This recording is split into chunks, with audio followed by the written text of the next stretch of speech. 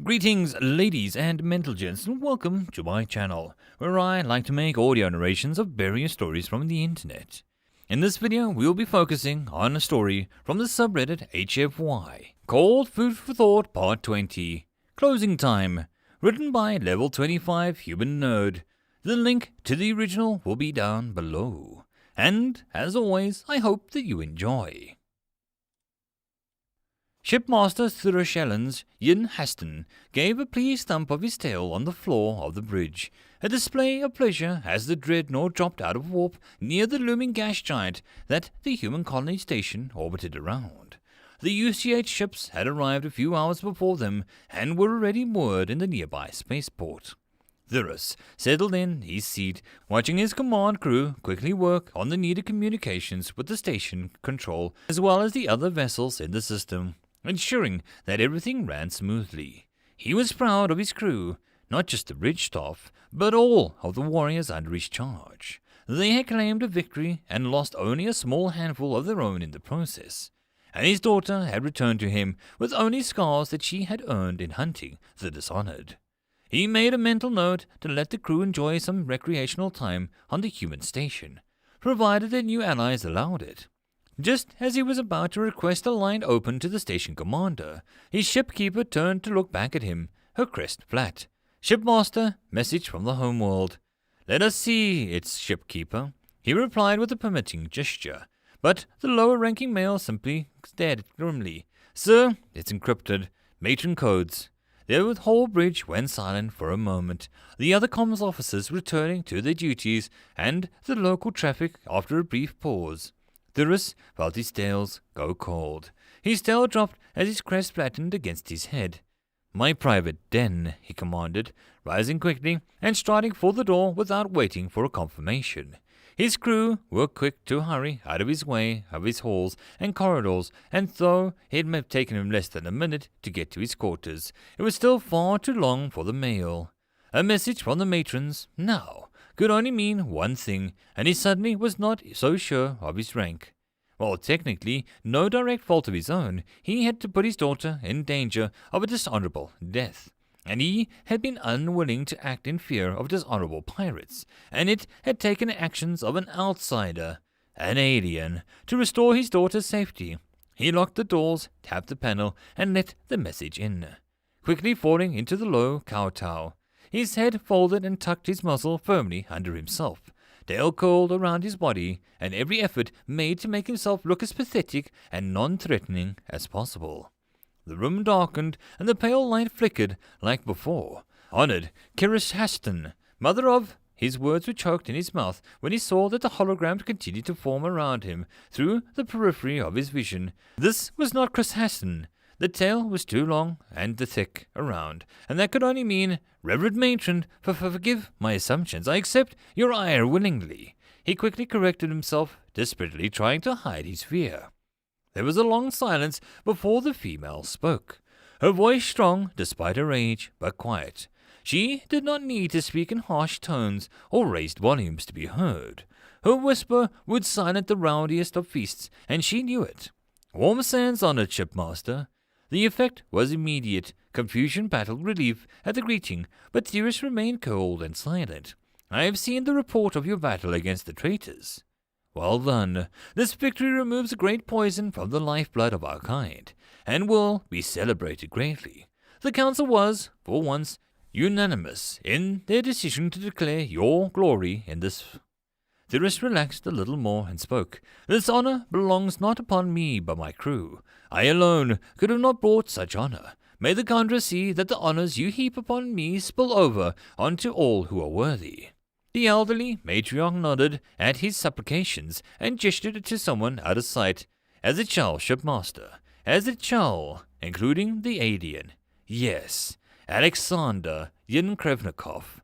My eyes have told me that his masters seek to remove him from the warmth of the war's fire, to release him from their command and hand him the choice of his fate. You are to return to your homeworld, and once you have concluded your business with the human system, and when you do, bring us the outsider." The shipmaster hesitated for a moment. He had known that the human would be leaving the blood of many, but was unaware of how far this removal was intended. By your command, matriarch, it shall be done. Good. We patiently await your return, shipmaster. In the meantime, my daughter wishes to speak to you. Warm sands upon you. And upon you, matriarch. He waited for the light of the hologram to fade before sitting up, still kneeling with his tail curled around him. When his emitter lit back up, it bore the image of a female that he first expected. Christaston, warm sands, he greeted. The female clicked her tail and approached, the hollow kneeling to sit eye to eye with him. Do not be so formal, Thyrus. This is not countess business. How is she? How is our daughter? Thyrus smiled and nodded. She is well, Chris. She basks in the feast with the war pack, reveling in the glory of their victories. He replied, feeling the exhaustion of the first talk starting to creep in. I beg your forgiveness. My hesitation to act put her in danger. I had sent more warriors. The more would have been lost, dead to the traitors or poisoned by their lies. You acted as a shipmaster must. I know this, and I am only happy to know that our daughter lives on as well. I missed you, my love. Our home is cold and dark without you, and as much as I enjoy putting low and foolish young males who seek to steal me from you, constant displays grow boring. Thyrus chuckled and reached forward, holding his hand to where the hologram's cheek sat, imagining that he could feel the warmth of her scales, the gentle beat of her pulse. And I miss you, son of my sands. I swear to you that when I return, we will be together for many moons this time. Chris smiled. It was the smile of a wife he knew better. On your honor, my mate. On my honor. Alex was busy packing up his things with the help of the rest of the war pack, along with a few engineering team who had been getting the kitchen gear disassembled and packed away. His banner had been taken down and folded. Anything the UCH was allowing him to keep was going to his duffel. Everything else was being carted off to the shipment for the nearest Void Fleet storage facility. Snetchel was helping him fold and pack, while Recklow organized the others into working with the bigger items. While Alex had tried to gift her the Warblade, she had sternly refused and had threatened to issue a formal challenge just to make him keep it. He wasn't sure if she was joking or not, but he wasn't eager to call her on it. News of the ship-wide leave had put fire under the tails of the Zabari, and everyone was eager to get to their duties done so that they can enjoy mingling with the human citizens of the station and try their hand at human culture directly. For his part, Alex intended to take his first few days of civilian life, giving his friends and tourists treatment and showing them the sights, sounds, and tastes of a proper human community. We will miss you, Dread Alcapla. Recklow spoke up, moving over to help with the folding and packing. I apologize deeply for how I treated you in the beginning. Had I known you, bothered to know you, I believe that we would have been friends much sooner. Thanks, Recklow, and don't worry about it. Things happen as they happen. We just have to roll with the punches. Snetchel gave a nod of agreement to Gresh and spoke up. More importantly, we will miss your food, Dread Alpha. The pit keepers have learned much from you, but they have far to go to master it as you have. This brought up a wave of agreement from the others in the den and a laugh from Alex. Give them time. I didn't get it that good overnight, and even I have a ways to go still. He smiled and took the last bit of clothing from Snetchel, zipped up his duffel up, and took a last look around the den. Hasn't been long, but, damn it, it feels weird to leave. The human stood for a moment, taking in the sight of the communal living space and the friends that he had shared with it. Even if briefly. Not going to say goodbye, hate saying it anyway, but since I'm going to meet up with you guys tomorrow for your leave, I'll see you later. He moved to the others, clasping their arms as he went down the line. And Recklow, he pulled the warrior into a tight but brief hug and left her with a pat on the arm. You take care of them, Recklow, and next time we see each other, I want to see a Dread Alpha markings. Next time you see me, human, I'll be a shipmaster, she laughed, returning the pat carefully.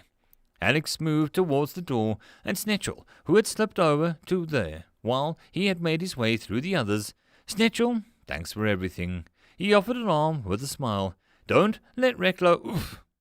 The female bypassed the offered arm and pulled his arm straight into a hug, pressing her head against his. Be well, Alexander. Do not let the ghosts of your past haunt you so. Honor them by living on. The words were quiet, meant for them alone. Alex smiled and reached up to get his arm out from around the back of her head. I will, Snatcher, don't worry. Leah would kick my butt if I was killed myself now, after everything that we've been through. The two held an embrace for a long moment. When they parted, Alex gave her a muzzle, a light pat, and then slipped out of the door and down the hall. He was now a bit early for the shuttle across, but if he stayed any longer... Come on, Alex. The whole life ahead of you. No looking back. When he arrived in the hangar, he found Thurus waiting for him. Shipmaster, he greeted, clasping arms with the man when returning a salute to the officer offered. Warm sands, Alexander. You are leaving now? He asked, moving to walk with the human towards the shuttle. Yes, sir. Got a lot to do over there. Severance paperwork, update my ID, find a place to stay. Silly stuff. The shipmaster chuckled and nodded. Waste of a good warrior, I saw. But alas, I wanted to wish you well and ask a favor of you. Before we disembark, I would like to visit you, not as a shipmaster, but as a guest. Alex raised a brow and nodded. Of course, when I get settled, I'll have my address sent to your way. As they reached the human shuttle, Thurus bowed his head and smiled. You have my thanks, Alexander. Be safe on your journey, and though you are not Sabari, remember always that you are of the Kundra. May he guide you to the warmth and plentiful hunts. Alex handed his bag to the shuttle crewman and gave a nod. Warm sands, shipmaster, and may your voyages bring you glory and honor. Thurus waved and stepped back as the shuttle door closed. After a few minutes, the passenger craft lifted off and the deck and slipped out into the void of space. End of Part 20. If you enjoyed this story and wish to support the author, the link is down below. If you would like to support this channel, there are numerous ways to do so. They will also be listed in the description down below. But the easiest way to help this channel is to share it, subscribe, and like. And, as always, I will see you all in the next video, and I hope that you have a good one. Cheers!